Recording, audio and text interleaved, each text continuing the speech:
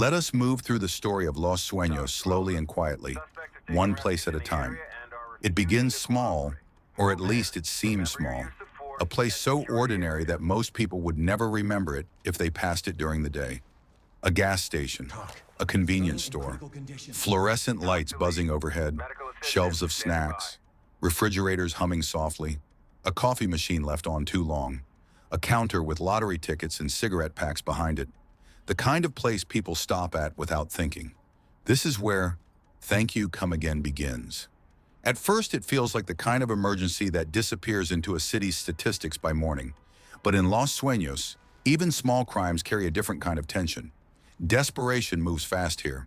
Fear mixes with narcotics. Young men with bad judgment and worse habits turn a simple robbery into chaos. Meth addicts, armed suspects, civilians trapped in a place designed for convenience and suddenly converted into a place of terror. The bright, ordinary store becomes a cramped little stage for panic. And in that tiny building, the city reveals one of its ugliest truths. Nothing stays contained here.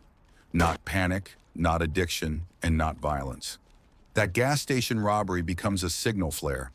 It tells you the city is unstable all the way down to its smallest parts. It tells you that even the bright and ordinary places are not safe from the same larger sickness spreading through Los Sueños. You can almost picture the parking lot under the dim glow of the sign, the stillness around the pumps, the sense that the night has leaned in close. Somewhere beyond that first scene, farther into the sleeping neighborhoods, the roots of that sickness continue. Because soon the trail leads into homes, into rooms where people once tried to raise families, into properties where life has been replaced by chemistry, paranoia, and decay. This is Twisted Nerve. Here, the city's drug problem is no longer a rumor or a street-level suspicion. It has structure now, physical space, work areas, supply rooms, makeshift labs, residue on the counters, and rot in the walls. The kind of environment where the air itself begins to feel sick. Houses in 213 Park have been transformed into meth dens, production spaces, and distribution points. Domestic space has been hollowed out and repurposed. Kitchens become workstations. Bedrooms become hiding places. Living rooms become staging grounds for men who are too gone, too scared, or too violent to come out peacefully. That is what makes this part of the city linger in the mind. It is not only dangerous, it is sad, because you can still feel the shape of ordinary life inside those structures, the ghost of dinner tables, the ghost of children's rooms, the ghost of a home that might once have meant safety. But Los Sueños has a way of hollowing places out and filling them with something darker. And as the narcotics trail grows, it begins to lead beyond local houses and small-time desperation. It stretches outward, towards smuggling routes, harder men, and harder systems toward the edges of the city. This becomes Rust Belt. A coyote stash house at the reserve carries a different feeling than the meth houses. It is less improvised, less frantic, and more embedded. The structures are rough, the environment harsher, and the sense of isolation stronger. This is not the nervous chaos of a store robbery or a home lab. This is logistics, territory, and movement.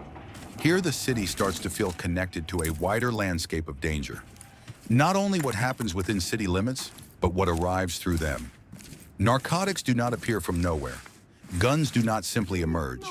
Criminal groups do not sustain themselves on improvisation alone. There are roots, safe houses, traffickers, and agreements made far from the places where consequences are felt. And Los Sueños sits in the middle of all of that, like a tired heart pumping poison. But drugs are not the only thing entering the city. There is another kind of threat, one built on belief, ideology, and grievance sharpened into spectacle. That threat reveals itself in one of the city's brightest and loudest places, a nightclub full of music, color, motion, youth, and noise. A place people go to forget the world outside. This is Neon Tomb. The name itself feels like a prophecy because Neon Nightclub becomes exactly that, a tomb lit in artificial color. A mass casualty attack carried out by extremists turns a place of pleasure and escape into a killing ground. The city is no longer just sick with crime. Now it is vulnerable to ideological violence too.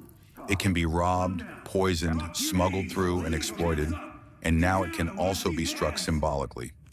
A nightclub is not chosen by accident. It represents modern life, leisure, crowds, nightlife, youth, freedom, and comfort, all the things a violent extremist might want to defile in one act. That is what makes the scene feel so cold. The glamour of the setting only intensifies the horror. There are still lights flashing, still music lingering somewhere in the imagination, but all of it has been turned into a frame around death. From there, the nightmare moves to a place that should have been safe from further attack. A hospital, a place for healing, a place of white walls, low voices, tired nurses, and machines quietly beeping in the dark. This is Relapse. After the nightclub atrocity, the injured extremist leader lies in medical care, and then violence comes for the hospital itself. Armed attackers move into a building full of wounded people. Bombs enter a place built around recovery. Hallways meant for stretchers and whispering staff become corridors of fear. Nowhere is sacred, not in Los Sueños, not anymore. If a hospital can become a battlefield, then the city has crossed some invisible threshold. The old rules are gone. The separation between civilian space and combat space has collapsed. A bed, a hallway, a waiting room, an operating wing, all of it can become contested ground. As that truth settles in, the city reveals another horror. Not one driven by drugs and not one driven by geopolitics, but one that feels horribly close to home. A school shooting. This is Elephant. A college campus, students, classrooms, hallways, bomb threats, and gunmen moving through a place built for learning. Maybe that is what makes Elephant one of the heaviest chapters in the city's story. There is no comforting distance in it, no foreign ideology to point at and call alien, no criminal empire hidden deeply enough to explain it away. Just people turning a campus into a place of fear. It feels raw in a different way, less like uncovering a conspiracy and more like confronting a break in the human mind. The kind of break that leaves everyone else searching for reasons that never feel large enough. The classroom doors, the alarms, the emptiness of educational space after panic passes through it. All of it makes Los Sueños feel even more wounded than before. By now, the city's story has already become heavy enough to lose sleep over, but then it grows darker, quieter, more hidden, more poisonous in another way. Some of the worst evil in Los Sueños is not loud. It does not wear a mask and storm through a club with a rifle. It hides behind locked apartment doors and hard drives. It lives in files, hidden folders, and digital shadows. This begins with 23 megabytes a second. On the surface, it starts as a hostage situation in an apartment complex. But as the operation unfolds, evidence points towards something much more disturbing than a contained domestic crisis. Digital material, storage devices, indicators of child exploitation. That discovery changes the atmosphere completely, because now the horror is not just kinetic. It is hidden, systematic, recorded, and preserved. The apartment setting makes it feel even worse. It is a common building with shared walls and nearby neighbors, the ordinary closeness of urban life, all while something deeply vile exists behind one door. The city begins to whisper a new truth.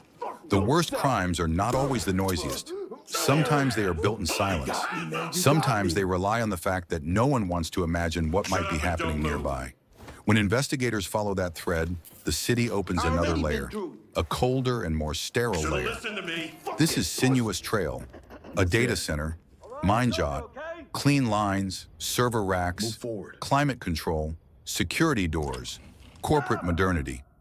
The kind of place that seems almost boring from the outside, efficient, anonymous, technological.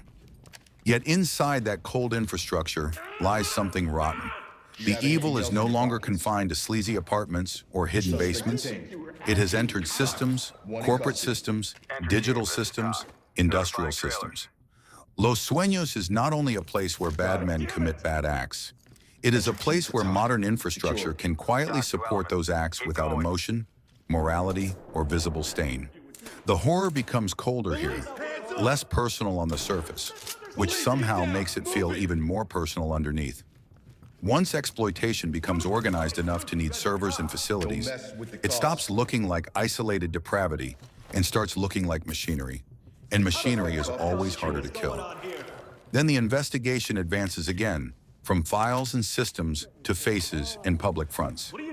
This becomes the Spider, a talent agency, Brixley's Talent Time. The kind of business name that sounds almost cheerful if you do not know what sits behind it. This chapter matters because it reveals a pattern Los Sueños repeats again and again. Respectable surfaces hiding moral collapse. The city is full of masks. A talent agency can be a hunting ground. A nice office can be a doorway into abuse. A man with a public role can be every bit as monstrous as the armed suspect in a filthy hallway. The name of the mission feels fitting. A web, connections.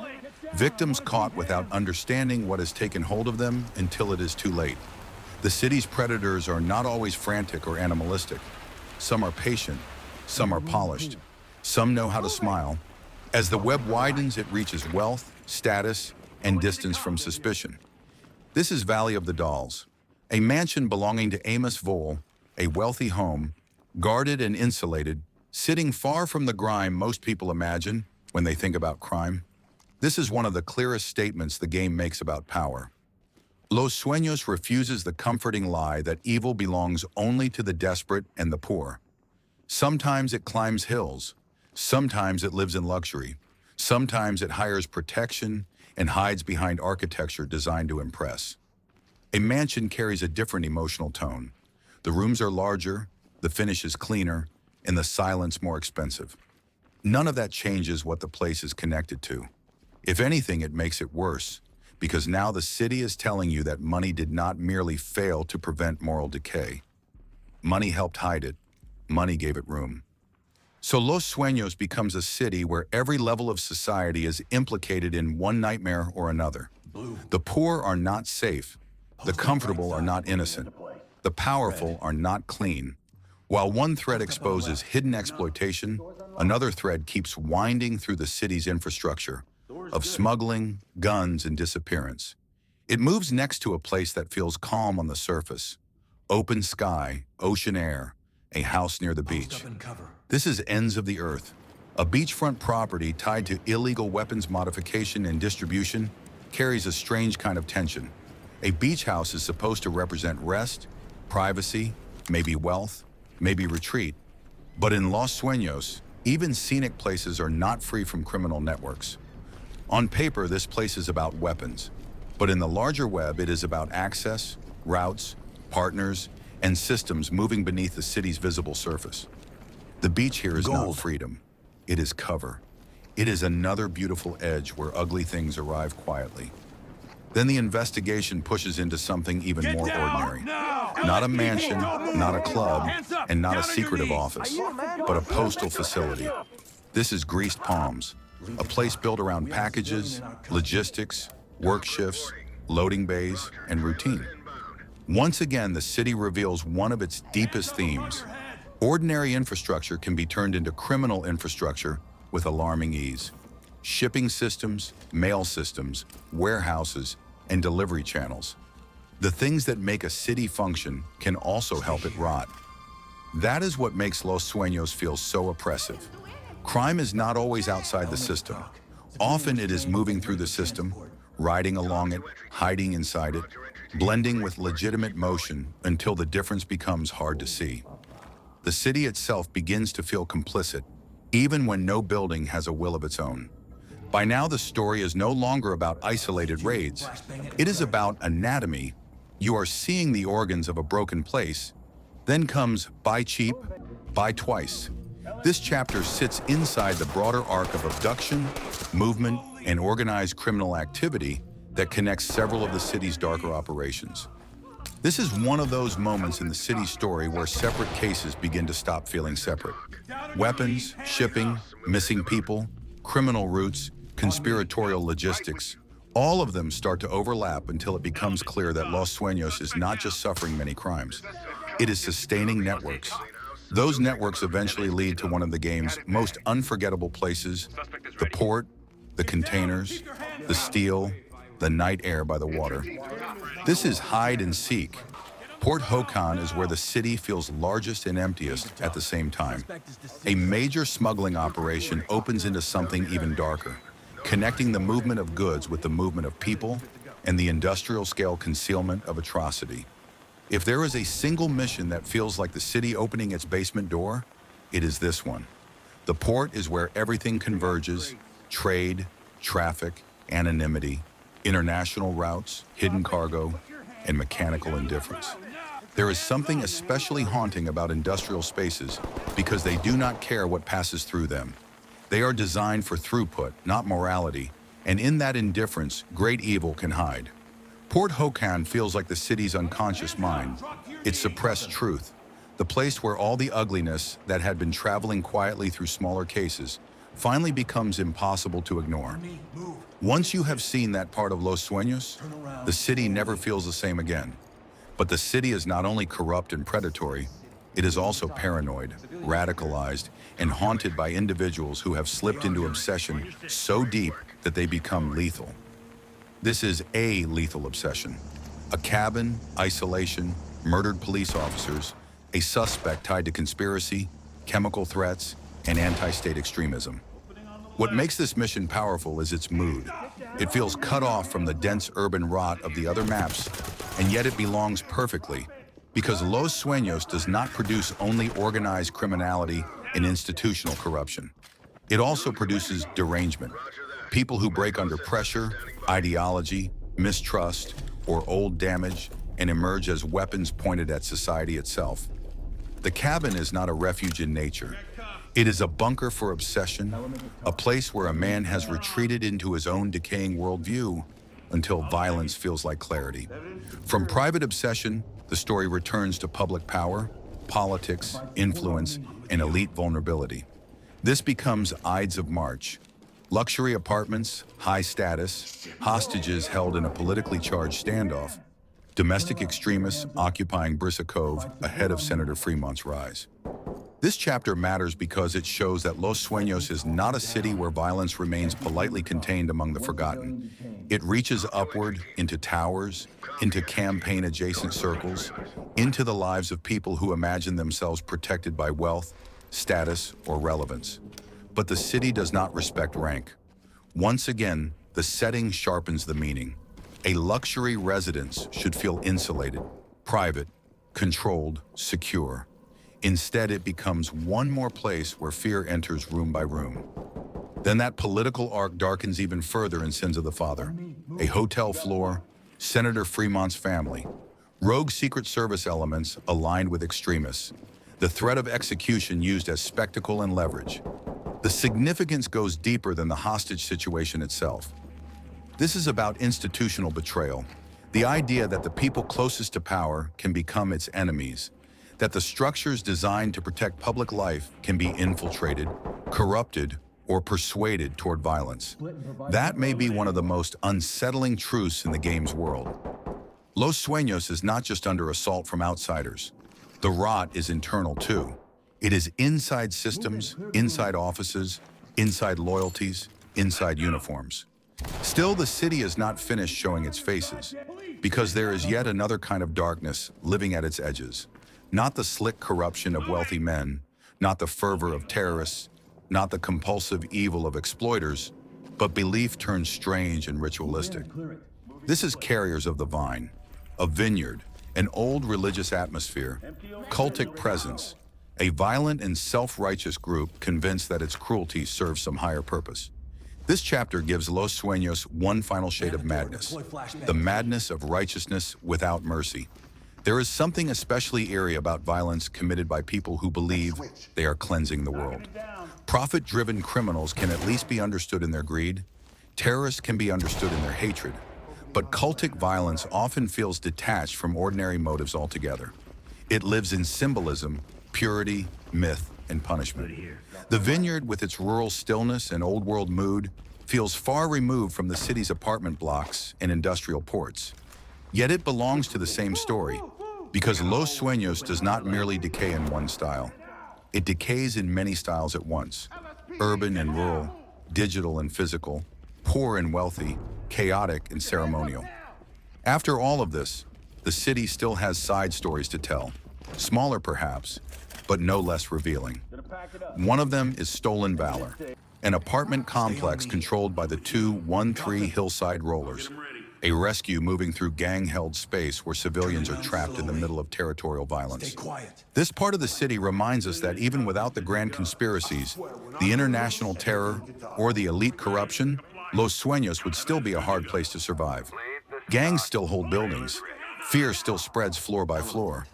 For many residents, danger is not some headline-making atrocity, but the daily fact of living too close to armed men who treat apartments like fortresses.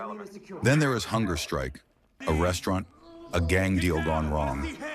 Los Locos and La Familia Cardenas, turning a meeting into bloodshed. Police arrival only widens the chaos as both sides dig in with civilians still present. What this chapter adds to the city's lore is instability. Not all violence in Los Sueños is planned with precision. Some of it erupts because nobody involved is disciplined enough to control it once pride, fear, and weapons meet in the same room. That too feels true to the city. Sometimes the horror is elaborate. Sometimes it is sloppy. Sometimes it grows from systems. Sometimes it grows from men who cannot stop themselves. By the time we have drifted through all of these places, Los Sueños begins to feel less like a city and more like a body running a fever. On me, move. Everywhere you touch it, something is inflamed. A gas station robbery, meth houses, border smuggling, a terrorist nightclub massacre, a hospital assault, a campus shooting, a hostage apartment with hidden exploitation material, a server facility supporting abuse, a talent agency hiding predators, a mansion financed by secrecy, a beachfront weapons node, a postal hub bent into smuggling, the tightening machinery of trafficking, a port hiding industrial-scale horror, a cabin of paranoia, luxury towers under extremist siege, a hotel floor threatened by betrayal, a vineyard cult, gang buildings, restaurant gunfights. Every mission is different, and yet every mission feels like part of one breathing organism, one citywide condition. Maybe that is the real lore of Ready or Not. Not a single mastermind, not one clean central plot. Instead, it is a place where every social failure has begun feeding every other one. Drugs make people desperate. Desperation feeds crime. Crime feeds corruption. Corruption protects exploitation. Exploitation hides inside infrastructure. Infrastructure enables trafficking. Violence breeds fear. Fear breeds extremism. Extremism invites more violence. All of it unfolds inside a city that keeps trying to look normal from far away. That may be the most haunting part. Los Sueños still has ordinary lights, ordinary roads, ordinary stores, ordinary people trying to make it through another week. It is not some ruined wasteland. It is recognizably alive, which means every terrible place in its story exists right beside ordinary life. A nightclub next to a neighborhood, a server building you would never notice, a postal center where someone might have worked, an apartment complex like one you once visited, a school campus that looks familiar, a hospital hallway like any other, a beach house in view of the sunset, a vineyard beneath a soft evening sky. This is what makes the city so heavy. Its evil is not exotic. It is woven into recognizable places. When a tactical team enters each mission, they are not stepping into some fantasy battlefield. They are stepping into the cracks of a believable city, a city that has lost control of what grows inside it. After every operation, one can imagine the strange quiet that follows. Evidence bags, ambulances, lights flashing on wet pavement, a hallway finally still, a room emptied of shouting, a door hanging open, the smell of chemicals lingering, the music in the club gone silent, the hospital machinery continuing its soft beeping, the port wind moving between containers, the vineyard breathing under the night sky. The city never fully stops, but it pauses. It exhales. In that pause, Los Sueños almost sounds peaceful. Almost. That is the trick the city keeps playing. From a distance, it rests. From above, it glows gently in the dark. From the freeway, it might even look beautiful. But underneath, one emergency is always waiting on the next. One locked door is waiting to be opened. One hidden room is waiting to be found. One bad night is waiting to begin. So the lore of Ready or Not is not just the story of raids. It is the story of what kind of city produces the need for those raids in the first place.